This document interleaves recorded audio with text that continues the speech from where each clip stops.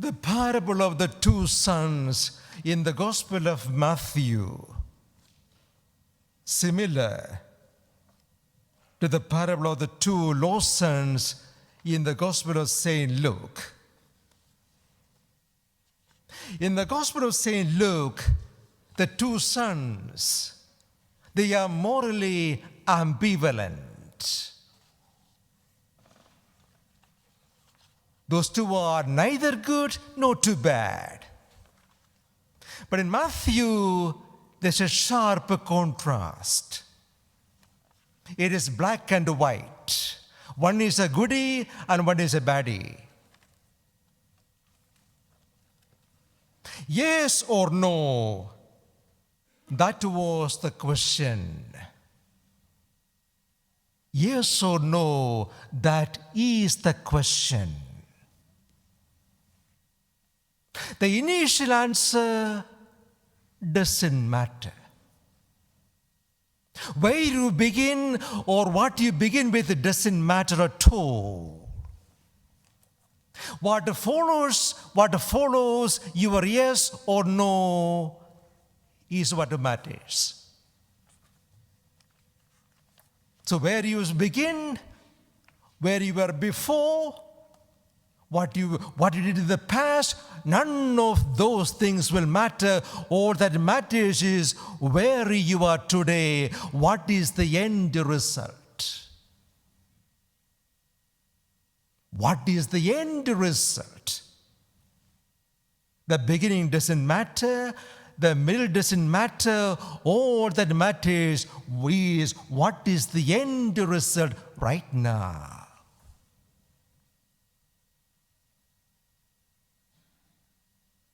You may begin as a good person, but one may end up as a bad person. One may begin as a bad person, and that person may end up as a good person. The yes can become no, and the no can become no. So don't be too sure of yourself. Don't ever be too sure about yourself, about myself. No, I can't be too sure about myself. I can go either way, so I should be very much aware of myself and be humble about myself. Yes or no? I was a few days in Ireland, so may I share with you what one Irishman told me about the Irish people. Nothing negative, very positive. He said, you can never be sure about what they mean by what they say.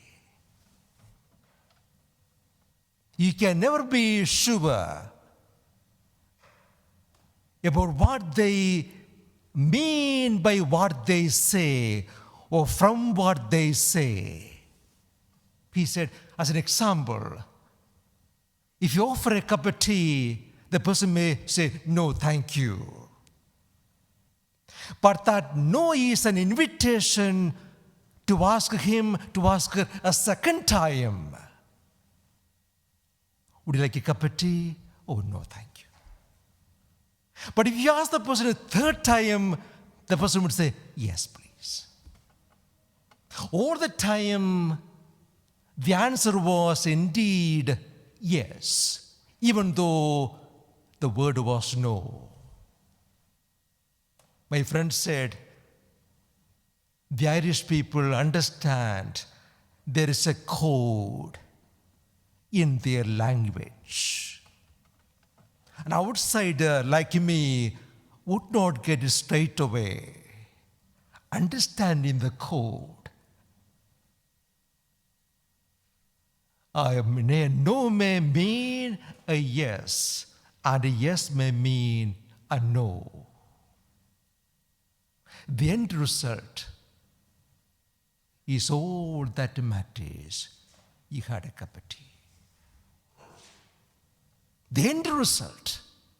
Doesn't matter where you started with or what was your initial response. See, look at the two sons here. The first one's initial response was, no, I won't. Then not the word here, there's a very beautiful expression. He thought the better of it, the better of himself. No, my father is asking me. He has been so good to me, very kind to me, very caring. I don't feel like going, but I will go. The second one was, oh, very casual. Of course, Daddy, I will do. The answer was straight, but very casual. He was not being very sincere. What is the message here? The Lord is talking to the two categories of people the Lord is addressing. One is the group of the saints there, the Pharisees, the Sadducees, the good people, the saints, the practicing good Catholics. Good people. Daily Mass or weekend Mass, or celebrating Mass or the devotion, everything, yes. Certainly, sir, yes. Mass, yes. Supporting the charity, CAFOD, yes. Devotions, yes. Confession, yes. Everything, yes. These saints there, they were good people. But their life turned out to be totally a no. These saints are contemplating murder. How could that happen?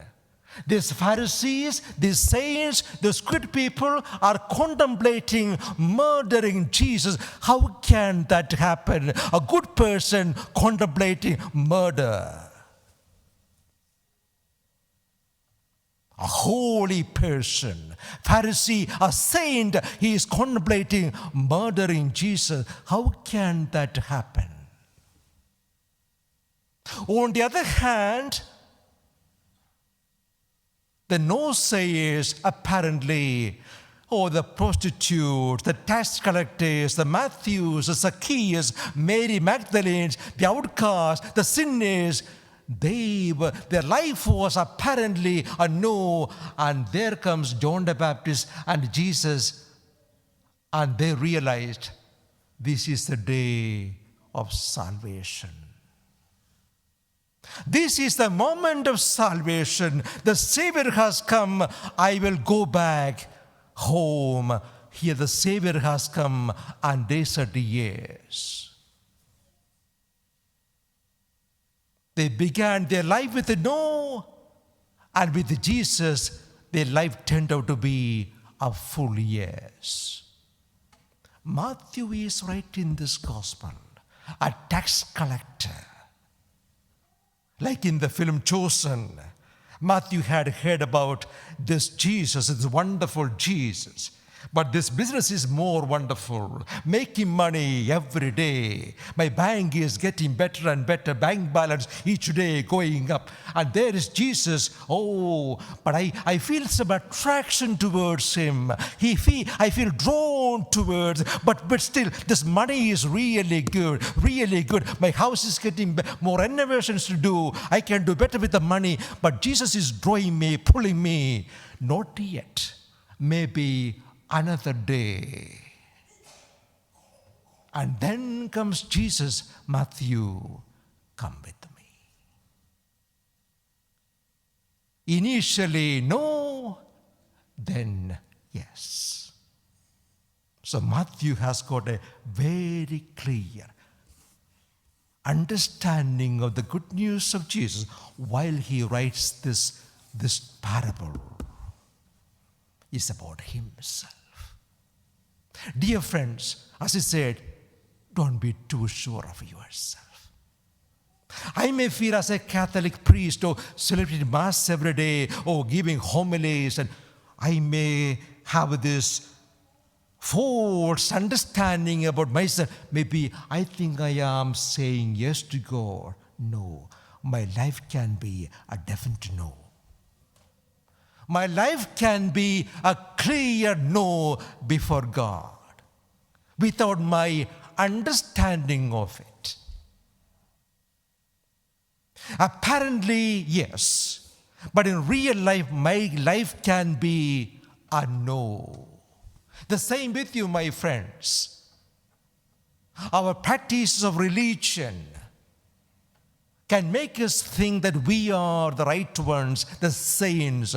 Oh, yes. Life, oh, yes. We are bound for heaven because we are doing everything right. Where is heaven? It's my right to get to heaven because everything is 100%. Apparently, that may be the truth, but in reality, our life can be a no. Note this too, in this parable, I'm sorry I'm going too long. In this parable, only two categories are given, the yes and the no. There's another one. So those who will say yes and follow with a yes life. Why does the Lord give that category as well? The third one? Because there is no one. Mother Mary, yes. What about you and me? No. So there is no third category, only these two. Because we all, one way or the other, the truth is, our yes may be in reality a no. May I make just one more point, if you can bear with me. Just one more point. Note how the parable begins. In most translations, the word is, the Lord asking the question, what do you think? What do you think? A very serious question. What do you think? Everything depends on your thinking. Decisions. In the first reading, I'm sure you have heard that one. The people used to think what we are today is because of our fathers, our ancestors. The sins and the failures of our ancestors. You may think the same way, what I am today is because of my parents. Their failures, their sins. I'm suffering because of what happened or what they did years ago. No, don't blame them. You are responsible. Never blame your past. Never blame your parents or your ancestors. What you are today is entirely your choice and your decision. That is the point of these two readings. Don't blame anybody else. Take individual, personal responsibility for who you are today. Choose the right answer. Not only that, the right answer and live the right answer. Proverbs 23:7. As a man thinks, as a woman thinks, his life is, her life is.